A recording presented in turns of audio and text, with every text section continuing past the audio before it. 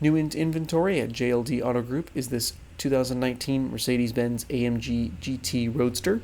This example is finished in Selenite gray metallic over a two-tone leather interior split between red pepper and black leather colors. This car has right around 8,200 miles on the odometer and has a balance remaining on both its factory and certified pre-owned warranties.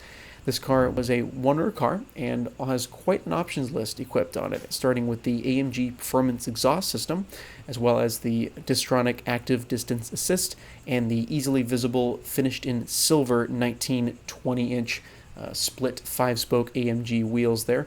Also on the exterior of this car is the AMG exterior night styling package, providing those black accents such as on the side fender vents there and on the side view mirrors.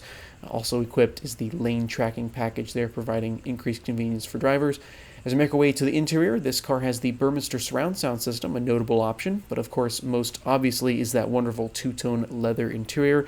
AMG Performance Steering Wheel is equipped, as well as the AMG piano black lacquer trim on the center console there. Heated ventilated seats round out the options list of this car, and as always with our vehicle previews, we will get a startup clip of that wonderful exhaust and then a look underneath the hood at the engine bay.